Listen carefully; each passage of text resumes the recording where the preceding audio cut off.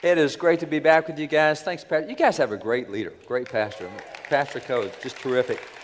Um, what I want to share with you tonight, let me just start out with a simple Bible verse, then I'll head to where we want to get. But the Bible verse is Proverbs 10:22.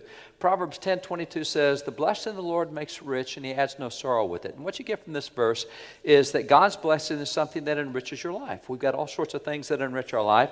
But sometimes it turns out some of the biggest blessings you'll ever enjoy are blessings you never even think about. I actually learned this from founding father Benjamin Rush. Benjamin Rush, one of the signers of the Declaration, considered one of the three most significant, notable founding fathers. And with that, we have 120,000 documents from before 1812, so on thousands of their handwritten documents. And I've got a bunch of his stuff. Now, he's a Christian guy. He started the first Bible Society. He started the Sunday School movement, etc. And in his prayer journals, we have his prayer journals, he tries to be very grateful. He tries to thank God for all the blessings he has, so he's going through all these blessings. And he gets to one, he said, "I thank God for all the times I have not fallen downstairs." Really? And I started thinking about that. I thought, I just came up the stairs here. I did not fall. Now, nobody noticed that. If I'd fallen, you would have seen that. But I didn't fall.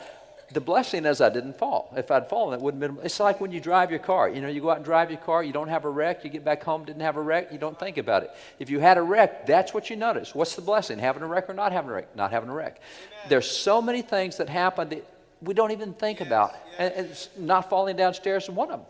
And so we happen to live in a country where we take blessings for granted all the time. I mean, they're just so much a part of what we do and who we are that we just don't even think about it. But you look particularly at the form of government we have. And we, by the way, this year, we're one of 195 nations at the UN. That number goes up and down every year. It depends on who's had a war, who's had a revolution, who took over who. So out of 195 nations, we have our first constitution. We've never had a second one. We've had the same one for 229 years. Now, we've had the same constitution since 1789. Let me kind of show you where the rest of the world is on that. One constitution since 1789. Look at the other nations, and look how often they have constitutions. You ever paid attention to how unstable the rest of the world is? Yes.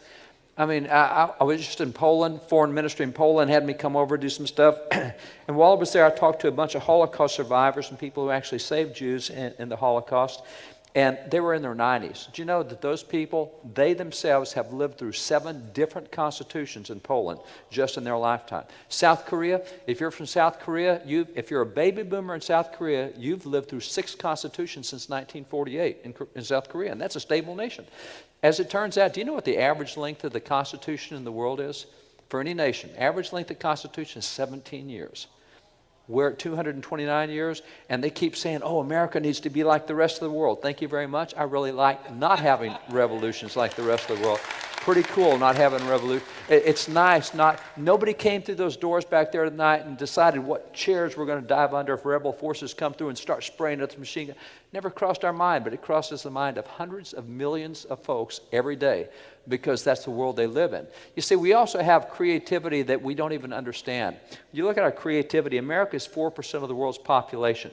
But we have ways of measuring creativity. There are statistical measurements such as international copyrights, international patents, etc. Every single year, America produces more technology, more cures, more scientific discoveries, more symphonies, more plays, more literature, more art, more movies. We produce more than the other 96% of the world. Now, 4% of the world's population should produce 4% of the world's whatever. No. Our 4% produces more than the other 96% every single year. We're surrounded by so much technology, we just kind of take it for granted. Try being in some other places. They don't take it for granted. They don't have anything near what we have. And again, that's a blessing we have, and we're so used to it, we complain about how slow things move. Man, are you kidding? Think about the rest of the world. So it's another blessing we just take for granted. And the same thing with our prosperity. You see, America, 4% of the world's population, we produce 25% of the world's gross domestic product. Now, we don't produce more because we have more, because that's simply not the case. There's a lot of nations that have greater natural resources than we have in America, but we take what we have and make it produce further. For example, I'm a cowboy from Texas, and that puts me in the agricultural industry. Cowboys, farmers, ranchers, etc. Agriculture is 1% of America's GDP, not the world's, 1% of America's GDP, and our 1% of America's GDP in agriculture, we produce enough food every year to feed the entire world. Now, that's just America. Our 1% of our economy can feed the entire world every year, and we don't produce more because we have more, because America is number 66 in the world in percentage of farmable land. There are 65 nations have a greater percentage of farmable land than we do. We take what we have and make it go further than any other nation out there. See, those are blessings that we just don't even think about. I mean, this is so much a part of who we are, and we've got all these knotheads that say, oh, America needs to be like the rest of the world. We need to get... No, we really don't need to be. And see, we've always been different from the very beginning, and it goes back even, if you go back to back in 1831, Alexis de Tocqueville, he did Democracy in America, the famous book. He came to America because he heard we were really different, and so he traveled here for 8 months. In 1835, he did this book, and this is what he said about America after 8 months of traveling here. He was a political official from France, and he saw how different we were. He says, the position of the Americans is quite exceptional, and it may be believed that no democratic people will ever be placed in a similar one. That statement is where we get the term American exceptionalism. America is the exception, it is not the rule. We're not like everybody else, we are different. It's not a matter of arrogance, it's not a matter of cockiness, that's just a matter of statistical fact. I showed you some of the facts. We're not the rule, we are the exception. I mean, the rule is having a new constitution every 17 years. That's not what we do. So this American exception, I wrote a book a couple of years ago that talked about this, and boy, did it bring the professors out of the woodwork. They were so ticked to say America's exceptional, America's not different. The president told us that all nations are exceptional. Really? That's like getting a participation trophy. You know, I mean, that means nothing. It's when you get the winning trophy that it matters. And so we're all exceptional? No, that's not the case. We're not all the exception. Most nations are the rule. We're a little different. So I want to talk a little bit about American exceptionalism tonight. And in doing that, I want to define it. Because the definition, professors don't like to define this. They like saying America needs to be changed. And so let me just give you the definition. It's real simple. American exceptionalism is what describes the unprecedented stability, freedom, and prosperity that is the result of institutions and policies that are produced by a unique governing philosophy. That's American exceptionalism. Now, look at the sequence here. What we have is a philosophy of government that produces certain institutions and policies, and because of them, we get the benefit of unprecedented stability and freedom and prosperity. Now, everybody likes that part, but where does it come from? It comes from a philosophy of government. That's the most important part there. You see, this is reminiscent of 8th grade earth science. You go back to 8th grade earth science, we were taught there's 3 parts of a fruit tree. The first part is you put the seed in the ground or the seedling in the ground, and then all the roots start developing, stuff you can't see. All that stuff in there you really can't see. And so that's the first part of the tree, and that's what the philosophy of government is. That's what's kind of underground here that grows, and it's going to start producing something, and what it does is it produces the next stage, and that's where it comes through the ground, and then you start getting the trunk, and then it provides branches. You get the infrastructure going, and that infrastructure, that's really what we have with the policies and the institutions. And then finally, the third stage of a fruit tree is when it starts producing something up top. You start getting the fruit, and that's the stability and the freedom and the prosperity, and that's what everybody loves. We like that stuff, but that's not the most important. The most important is what was planted back here at the beginning. See, it's the philosophy of government that does. Every government in the world doesn't use the same philosophy, otherwise they would get the same results we use.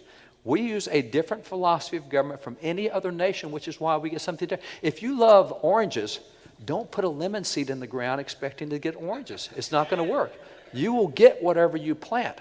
What it means is America planted something different in its philosophy of government that has produced something across the years that is different from any other fruit in the world. Now, I'm a firm believer. The Bible says God's not a respecter of persons. He's not a respecter of nations. Any nation that will plant that seed in the ground and use that philosophy of government is going to get the same results, but so far no other nation's done that.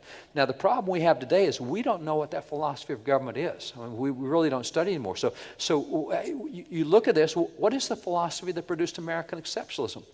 Well, fortunately, our founding fathers were prolific writers. That's why we have so many of their writings. They wrote everything down. They kept it all recorded, and they specifically told us our philosophy of government in our national birth certificate. It's 126 words that give us 5 immutable principles. Those 5 principles, every clause in the Constitution goes back to one of these 5 principles. And they're telling the world. Remember, what they did was they said, we're announcing to the entire world what we're going to do here in America. So they gave us, in those 126 words, they gave us 5 principles. I want to take you through those 5 principles real quick, because if we get away from these 5 things, then America doesn't work the same anymore. And in the last generation or so, we've moved away from this at a really, really rapid rate. It's unbelievable what's happening in education right now. For example, if you happen to be from a different nation, and I don't know, you're at the South Pole, you're down, you've never even heard of America, and you come north and you end up in America and say, I kind of like this place. I think I want to live here. Say, okay, you want to live here. You need to study for about 3 months and take an immigration test. If you can pass those 100 questions, then you can live here.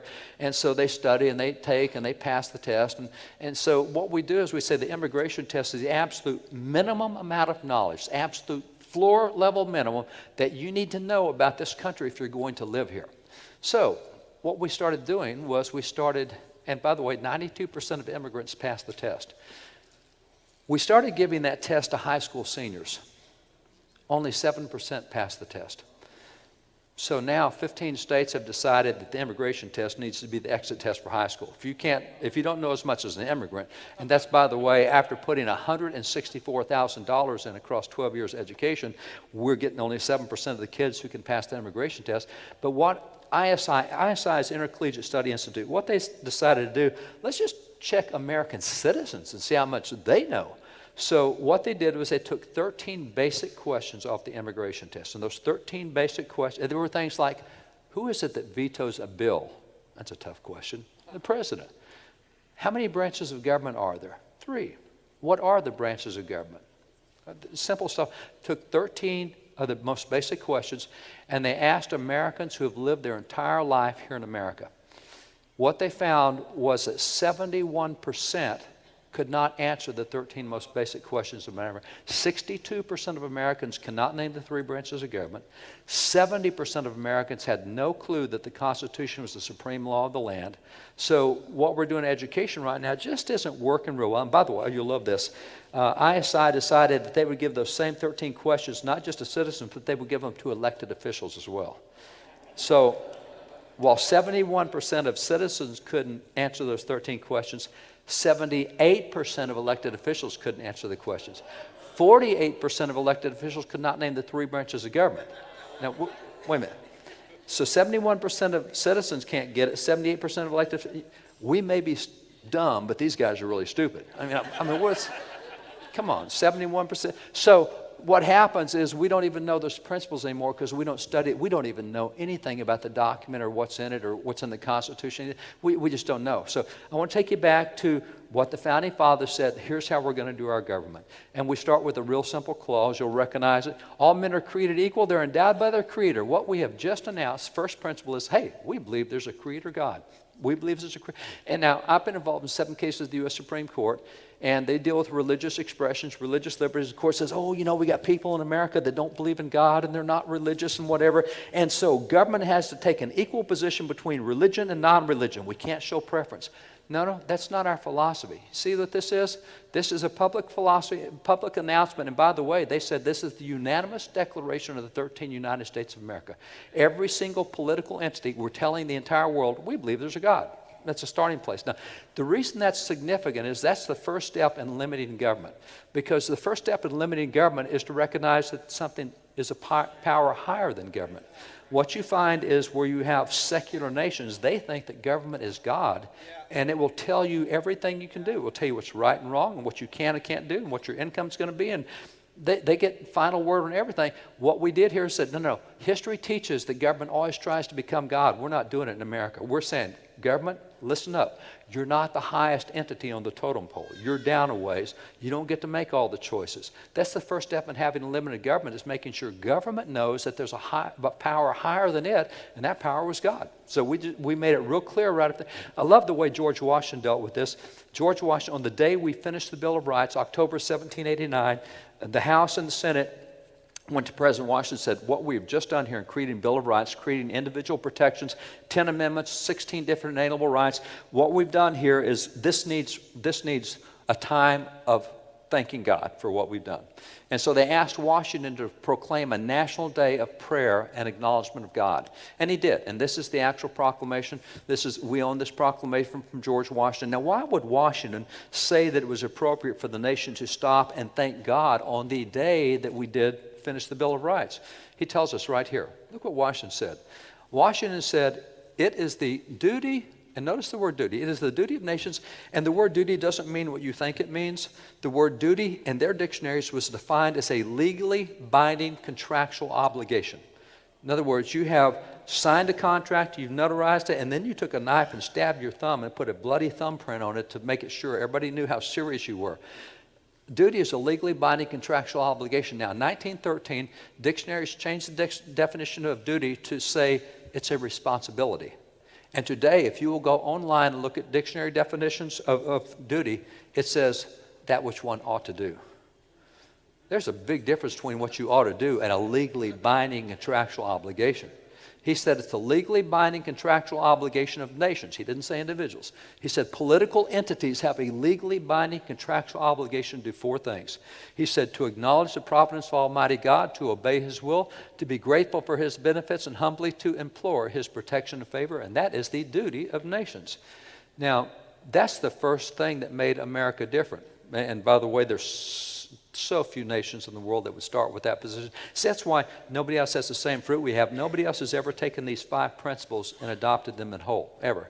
The 5 that we adopted is what produced what made us different. Other nations haven't been willing to do that. So that's the first, is you have the open acknowledgement of the Creator. The second thing that you have, it says they're endowed by their Creator with certain inalienable rights. Well, what we have just acknowledged is that there's a certain set of rights that come from God.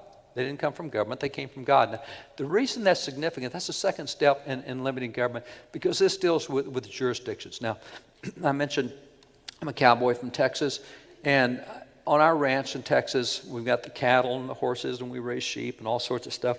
And I have on that ranch a great red pickup. I mean, I really like that. I've had a series of red pickups on my ranch. I love that. I've got a good friend here tonight. Jeff Chun, where's Jeff? There's Jeff right there. Jeff, great guy. I went diving with him 8 times this week. It's with Rainbow Scuba, and every time I come to Hawaii, we go diving. Jeff, however, has a truck, and it's not red. And it's a problem because everybody needs a red truck. So I painted his truck red for him. I spray painted it and no. You see, here's the way it works. I can spray paint anything I own red. I can spray paint my cows red. I can spray paint my pastures red. I can spray paint my roads red. I can't spray paint Jeff's truck red because I don't own it. So what happens is government said, or the founder said, government, there's a certain set of rights you can't spray paint red. They don't belong to you. You cannot touch. The jurisdiction is outside of you. And so what happens is, that's the second step in limiting government. Now, the problem we have today is these are a lot of words we don't talk about. We don't use the word unalienable. So what do they mean? Well, go back to them. They wrote it. They defined it. You have people like John Dickinson, who not only helped with the Declaration, he also signed the Constitution. And John Dickinson said, an inalienable right is a right which God gave you, which no inferior power has a right to take away. And by the way, everything below God is an inferior power. So God gave you the right. Nobody else can spray paint it red. It came from God. Nobody can touch it. You have the same thing from Alexander Hamilton, signer of the Constitution, general in the Revolution. Alexander Hamilton said, inalienable rights are not to be rummaged for among old parchments or musty records. They're written as with a sunbeam and the whole volume of human nature by the hand of divinity itself, and can never be erased or obscured by any mortal power. Again, nobody can mess with those rights. They came from God. No power can touch them or regulate them.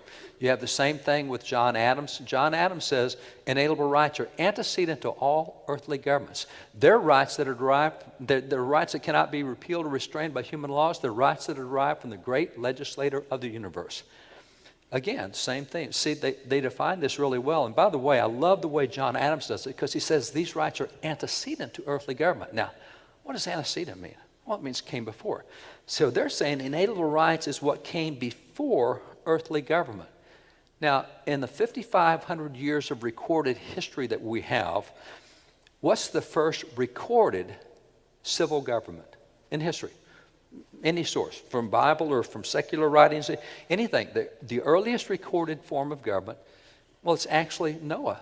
It's when Noah gets off the ark, his 3 sons and their wives get off. And God gives them 7 laws called the Noahide laws. They start in Genesis 9. The first one says, here's the deal, Noah. Whoever murders someone else, by man will he be killed. It's real simple. Death penalty. You kill somebody, you shed innocent blood, we're taking you out. So he says, here's what you do with murderers, here's what you do with thieves. The first 7 laws are called the Noahide laws. That's the first civil government that ever existed in the history of mankind. So John Adams says inalienable rights are antecedent to all earthly government. Well, Genesis 9, that means inalienable rights come in Genesis 1 through 8. Founding fathers identified about 24 inalienable rights that came in Genesis 1 through 8. They're rights that existed before government ever existed. Therefore, government can't regulate those rights because they pre-exist government. So those 24 or so rights that they have there, what in the world are they? Well, take Sam Adams. He's called the father of the American Revolution. He said, guys, we told you in the Declaration that among other rights, you have first a right to life, secondly to liberty, thirdly to property. That's in the Declaration. But then 11 years later, we have finished the American Revolution. We have written the Constitution. We have now passed the Bill of Rights. And they said, by the way, remember we told you that among others there were these 3? Well, here's some of the others. You have the First Amendment right to worship God according to the dictates of the conscience. You have the First Amendment right to express your faith. You have the First Amendment right of speech and press and petition and assembly. You have the Second Amendment right to defend yourself. You have the Third Amendment right for the sanctity of the home. You have the Fourth Amendment right for due process, all that goes with it. You have the Fifth Amendment right to own private property. You go through and the Bill of Rights gives you about 16 different inalienable rights. Government's not allowed to touch because they all came before government ever existed. So that's your list of inalienable rights, and that's between that and the Declaration. You get about 19 of them. And again, the Founding Fathers had about 24. They had other natural rights.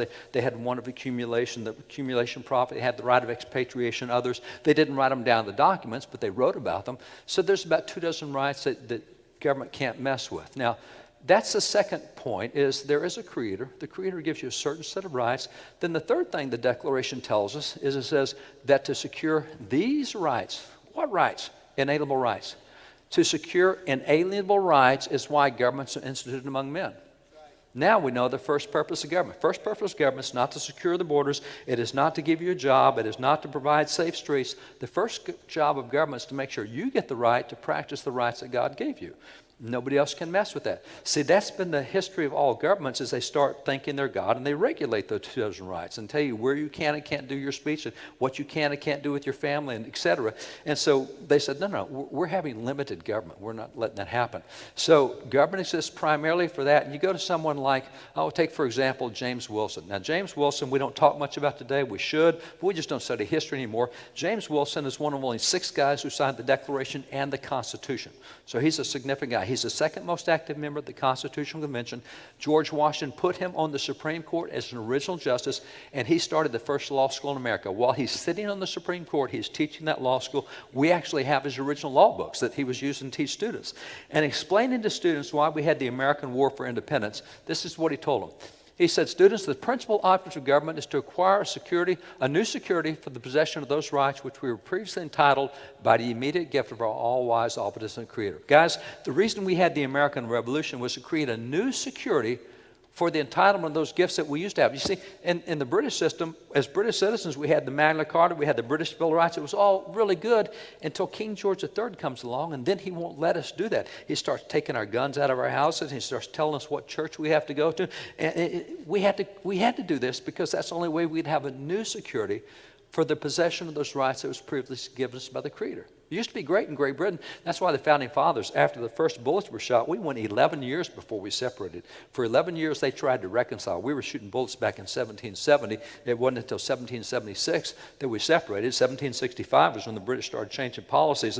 That's when it looked like revolution might come. So from 1765 to 1776, they busted their tail to make sure we did not separate. They didn't want to.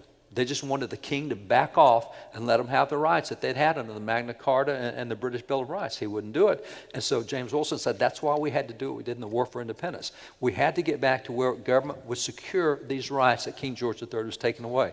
You also have Sam Adams, who, same thing. Sam says government was originally designed for the preservation of the inalienable rights. And by the way, go back to Noah, that first legal code. The first law is, Noah, whoever murders someone, whoever sheds man's blood, by man will his blood be shed. All right, that's the inalienable right to life. God gave you a right to life. Nobody's supposed to take your life unjustly. If somebody does it, take them out.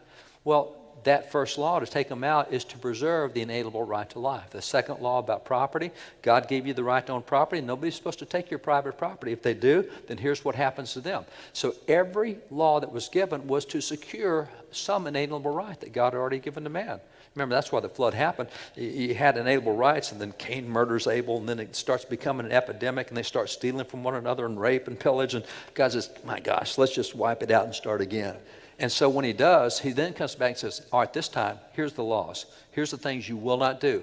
And each of those 7 Noahide laws were given to secure an inalienable right that was being violated by man that shouldn't have been violated. So that's what it is. Now, remember, Sam says government was originally designed for the preservation of inalienable rights. And he says, of course, first is a right to life, second, liberty, thirdly, property. It's an interesting phrase that Sam uses there, a right to life. You know, that'd been really cool if they'd been talking about abortion, because then we could go into court and argue original intent and say, look, the founding fathers did not intend abortion because they gave a right to life.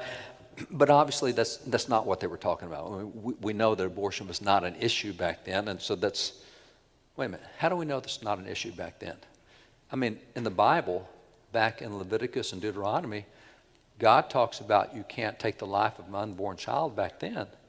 So abortion must have been an issue for a few thousand years. Yeah, as long as there were people who were pregnant, there were people who did not want to be pregnant. And so abortion's not new. What is new is the technology. What is new is that in 73 we said it's legal in Roe v. Wade, but abortion's not new. I mean, it's just different ways of doing it. And so that's why in our library we have a book on abortion in America from 1808. I mean, this is not a new, founding fathers actually wrote about abortion and had laws that dealt with it. It's not a new issue. So when they say right to life, they literally meant right to life. As a matter of fact, go back to James Wilson for a minute. James Wilson, that first law book he did, look what he told students about the abortion issue.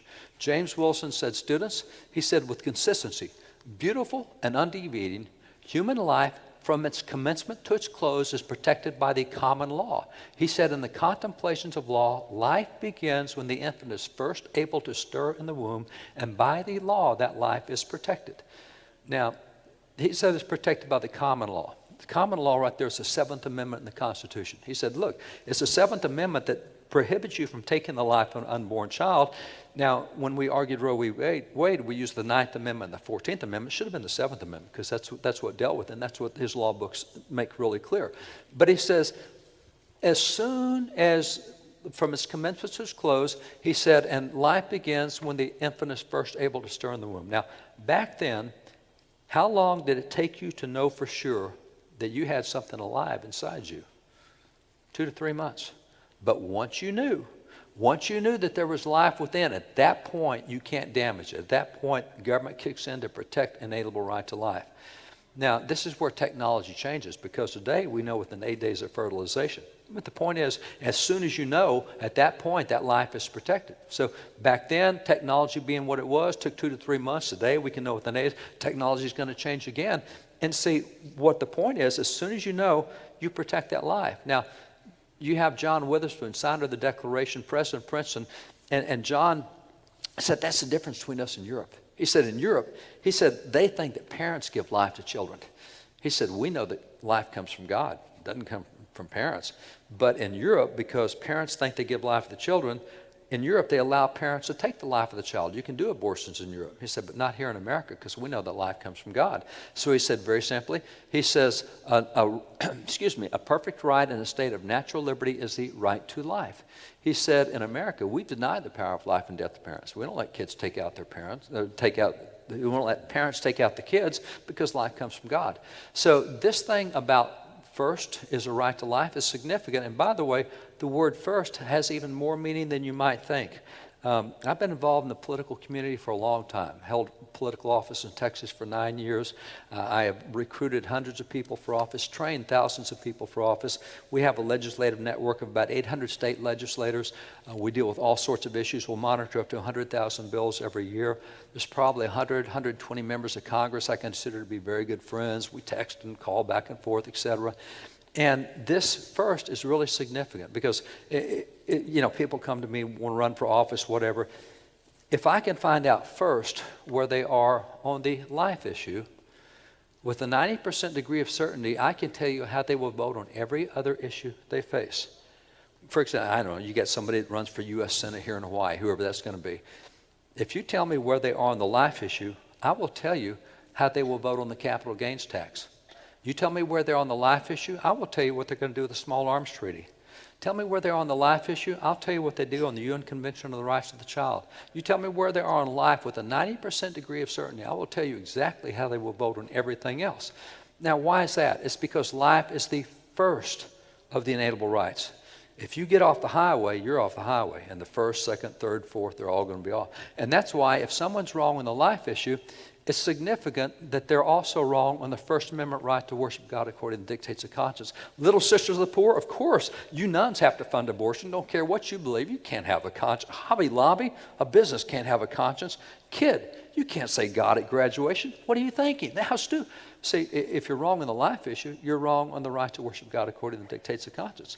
If you're wrong in the life issue, you'll be wrong on the Second Amendment right to defend yourself. Founding Fathers called it the biblical right of self-defense. You're wrong in the life issue, you'll think gun control is the right thing to do, because you do understand it is guns that kill people. Time out. You know this thing that happened with Cain and Abel back at the beginning? No guns involved. Cain picked up a rock and clubbed his brother Abel. Now see, if Congress had passed rock controls back then, we would have had lots. Jesus said all crime comes out of the heart. It's not what's in your hand, it's what's in your heart. Do you know, I can kill you with a can of green beans if I want to. I mean, I can smash your head in with a can. We need green bean control laws. It's not what, but if you're wrong in the life issue, you'll be wrong on the Second Amendment right to keep and bear arms. If you're wrong in the life issue, you'll be wrong on the Third Amendment on the sanctity of the home. You see, it's interesting, those who get life wrong also get the definition of marriage wrong.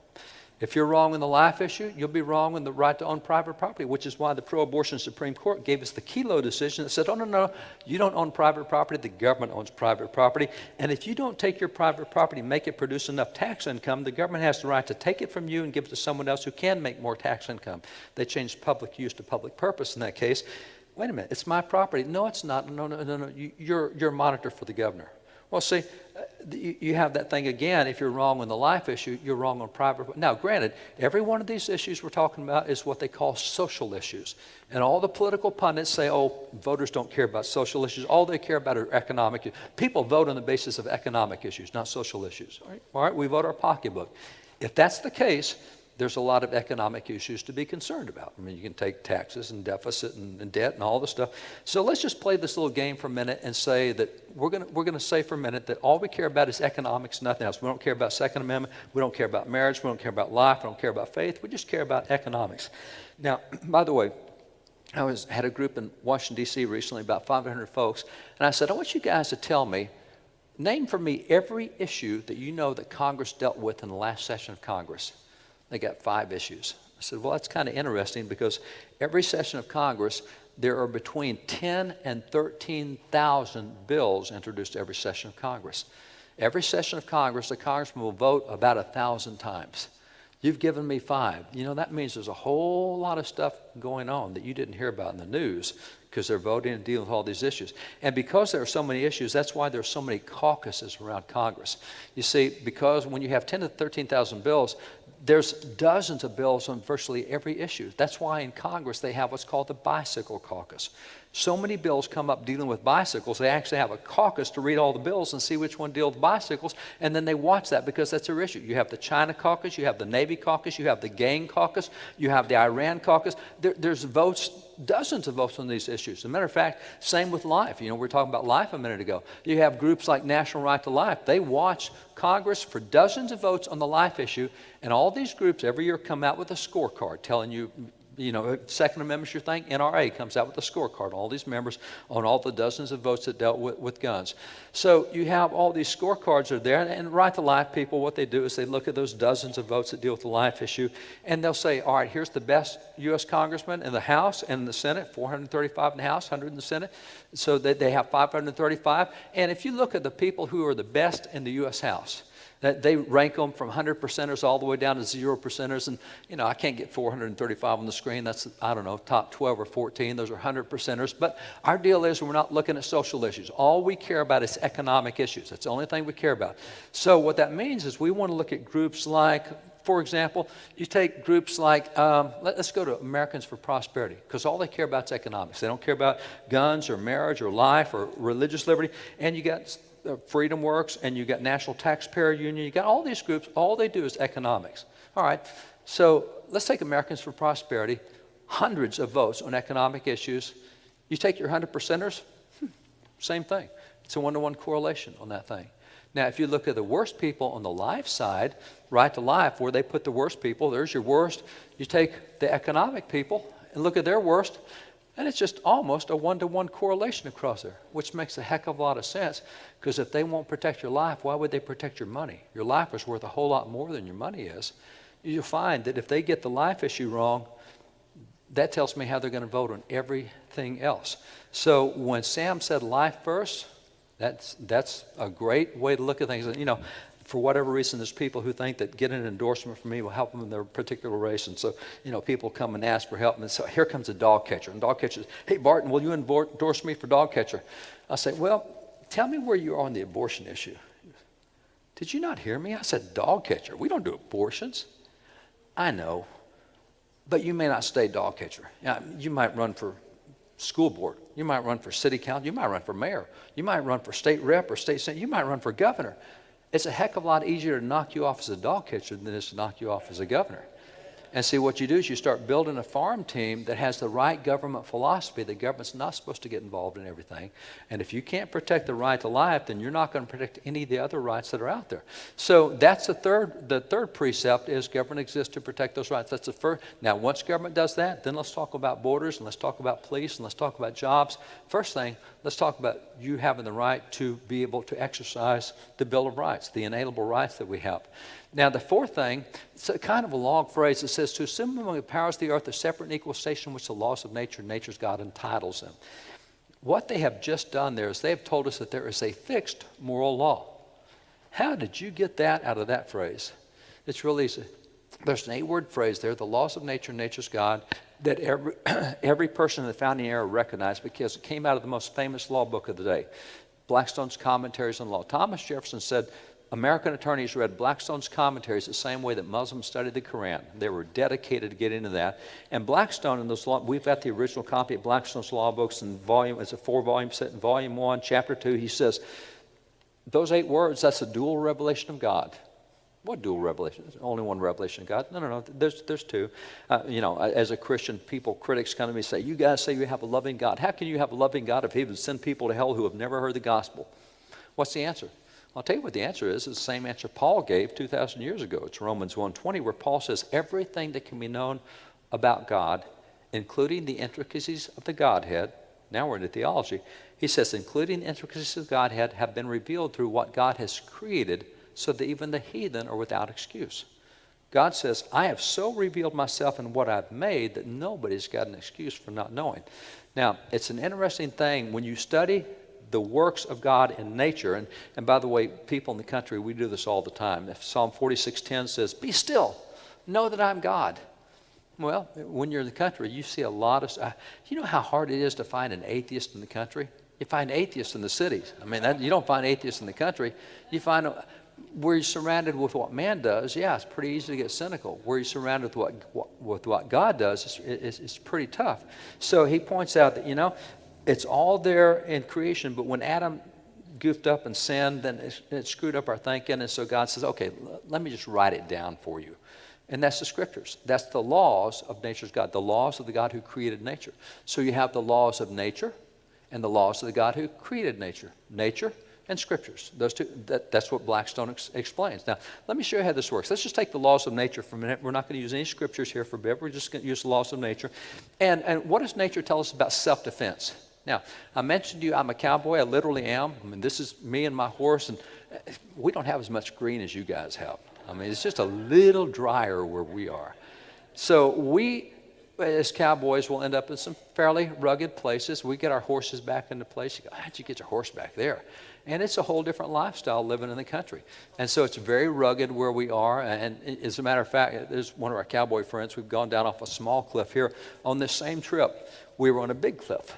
And my right stirrup, I was riding my horse, and my right stirrup, I looked past my right stirrup 600 feet straight down to the valley of the floor. If my horse goofs up and slips, it's dead and I'm dead. I mean, it's just, so what has to happen is you have to have a great trail horse that you have great confidence in. You have a good relationship. You have to trust each other. You can't have any flag. If I stick the nose of my horse over the edge of a cliff and say, go down that goat trail on the side, she's got to do that or we're both going to be dead. If I get to the bottom, say swim a river, got to do that or we're both going to drown. And so you have to have a great relationship with your trail horse, and I do. And so I put money into the vet and put money into good feed and get them a good barn to live in, and it's great. And my mare recently had a foal. And so I go in the barn to take care of that foal. I come out with a hoof print right in the middle of my forehead, right there. Because as great as our relationship is, it kicks into her that you don't mess with my family. And you'll find it is a law of nature. I don't care what species it is. They will defend their life. They will defend the life of their family. And they will defend what they perceive to be their property. She chased me out of that barn. She thinks it's her. I built it for her. Give me a break. But she thinks it's her property. It's a law of nature that you will defend yourself, you'll defend your own life, you'll defend your family, and you will defend your property. And Congress can pass any law they want to that says my mare can't kick me in the forehead, and it's not going to make a bit of difference because it's a law of nature. So now I also have the scriptures. I have Exodus 22:2 that says I've got the right of self-defense. 2 passages in the book of Nehemiah. I can go over to John 17. I've got all the verses that tell me that as well. So the laws of nature, nature's God, tell me I have an inalienable right to self-defense. That's a right that came from God. Nobody's got the right to regulate that. Second thing, you take something as simple as liberty.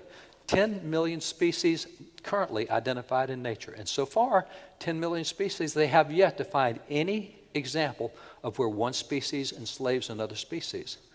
Liberty is a law of nature. Well, why didn't those pro-slavery founding fathers, I mean, all the founding fathers are a bunch of slave owners and racists and bigots. No, they're not. 3/4 of the founding fathers were anti-slavery, led anti-slavery societies, abolition societies, etc.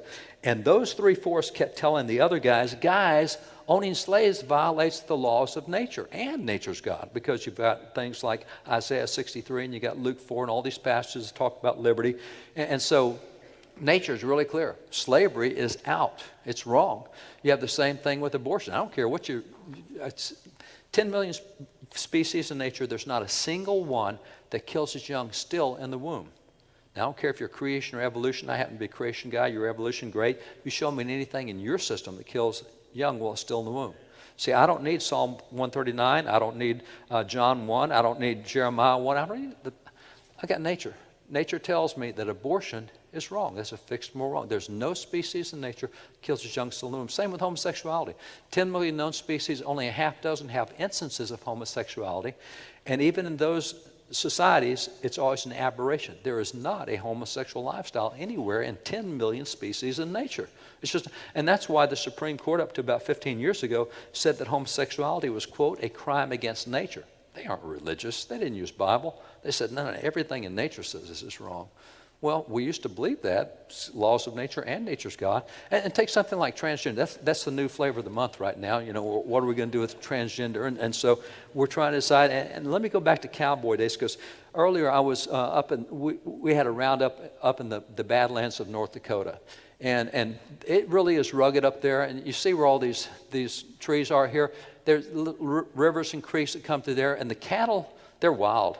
And they get in there, and it's like trying to herd deer. I mean, they are really wild. And what we have to do is drive the cattle out of all these creek bottoms and get them up on the mesa up top here. And then we have a cattle drive across the top of the mesa. And so we did. We got about 1,200 cattle out of there and got them up on top. And we start driving them across, and we drive them into pens that are set up on top of the mesa.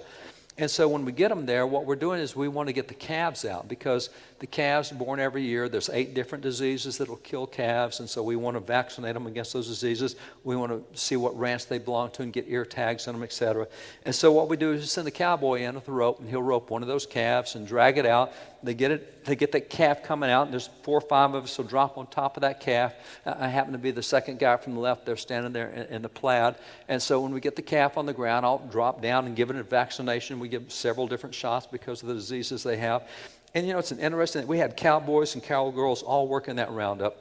we had 580 calves that we did. So we drug 580 calves out of there and gave them all vaccinated.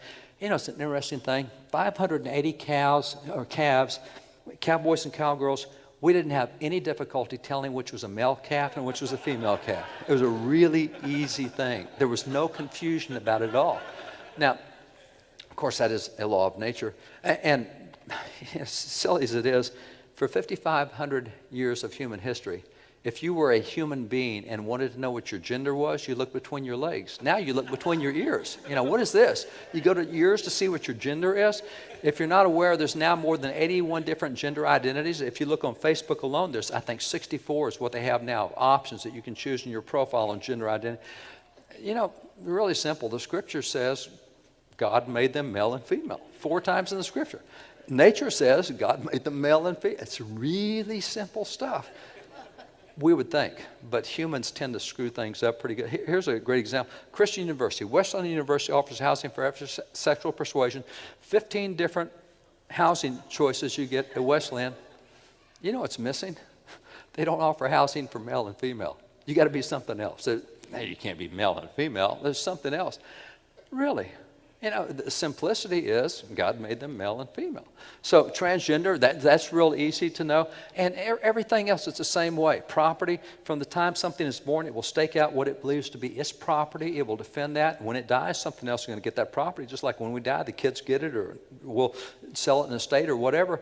But while you're alive, you have that property. You stake it out and you will defend it. It's your own. The same thing with accumulation profit. Nobody says, Mr. Squirrel, you've gathered too many acorns. Share them with everybody else.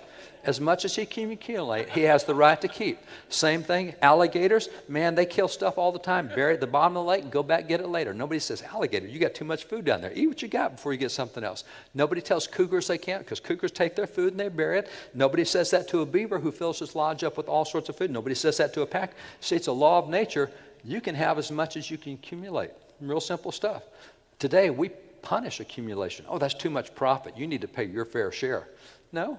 The law of nature says I have the right to accumulate and have as much as I can pull in. You also have things like association. I'm a Angus cow.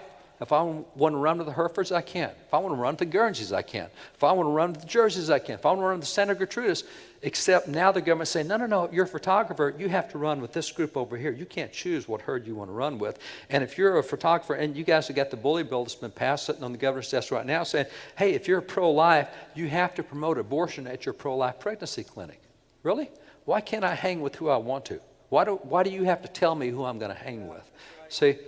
It violates the law of nature, which is why the First Amendment gives us the right of association. We get that natural right. That's a God-given right. You see that in nature. If an elk wants to hang with this herd, it will. If it wants to go to this herd for a while, it chooses where it wants to. See, these are all rights and wrongs that come from there. Now, theft.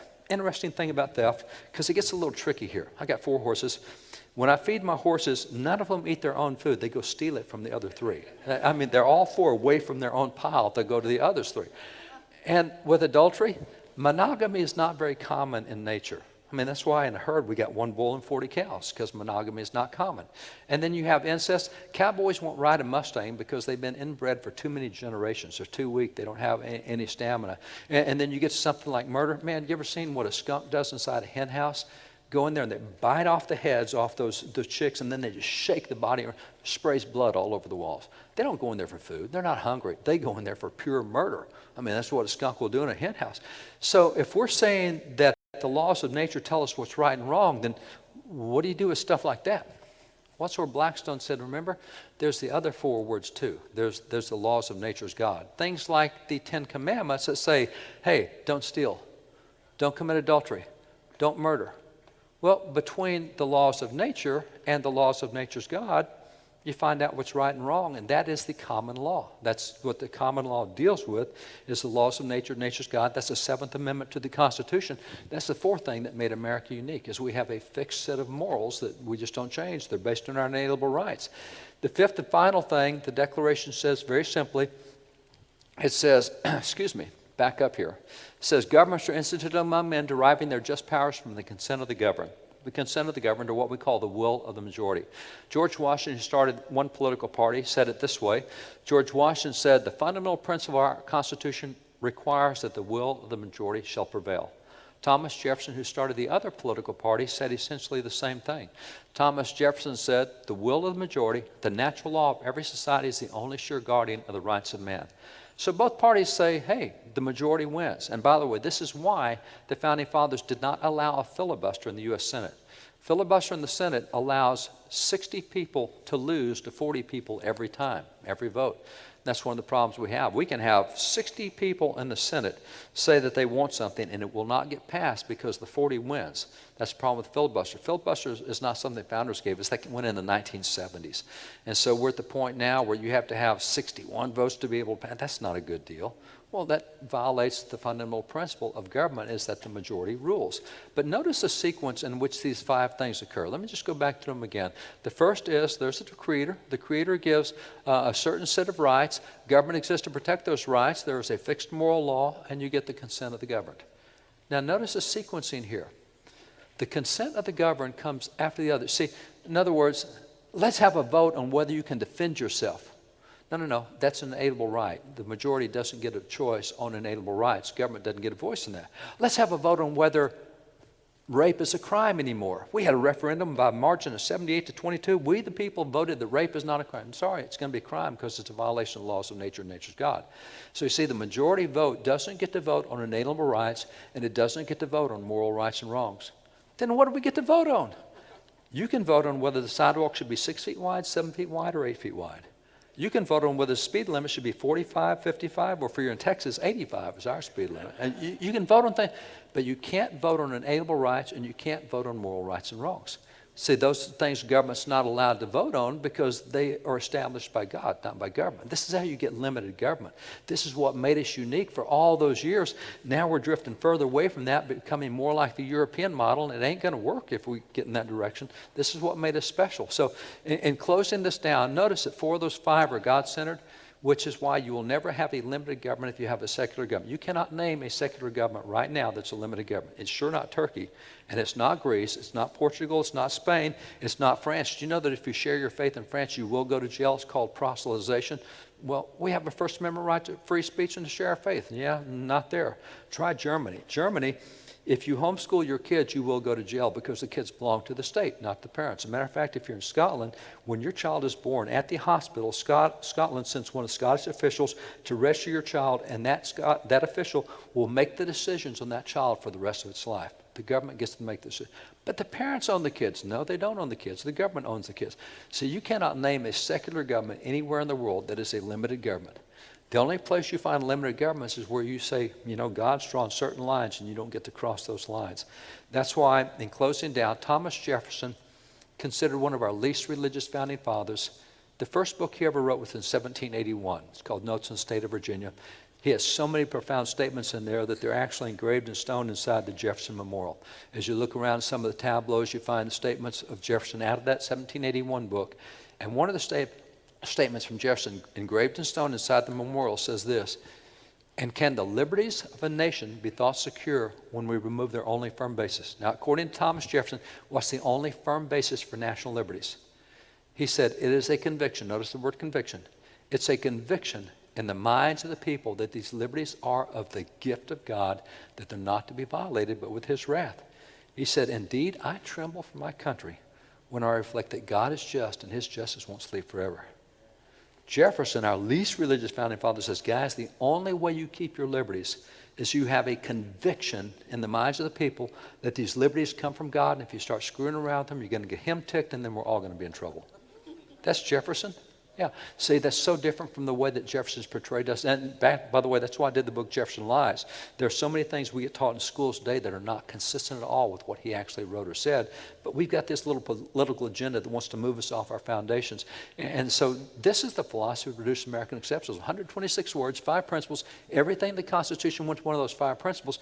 But if you can separate the Declaration from the Constitution, which is what the courts have been doing for the last 40 years, oh no, we take an oath to uphold the Constitution, not the Declaration. Time out. Article 7 of the Constitution directly pulls the Declaration into it.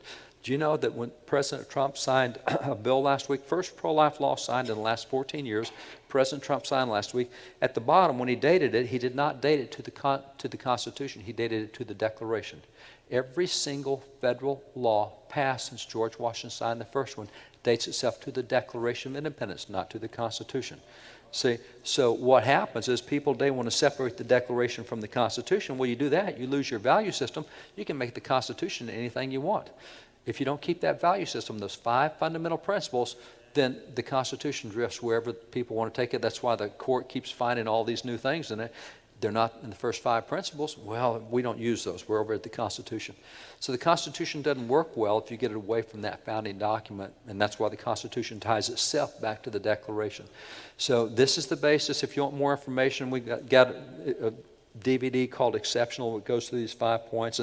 And you know, all the stuff we covered tonight, the founders wrote about this explicitly. So we got the Founders Bible that has hundreds of articles where they explain the principles they used in doing this stuff. It's their stuff, what Bible verses they used. And there's an app if you want it as well. So if you're interested in this stuff we talked about tonight, there's places to go to get it. Wallbuilders.com is an easy place. But make sure you learn those 5 principles. If you don't get those 5 principles down, you can't protect the foundation. Psalms 11:3 says, if the foundations be destroyed, what do the righteous do? If you lose your foundations, you can't keep the structure up. The foundations are those 5 principles that have made us unique from every other nation. God bless you guys. Thanks for letting me share.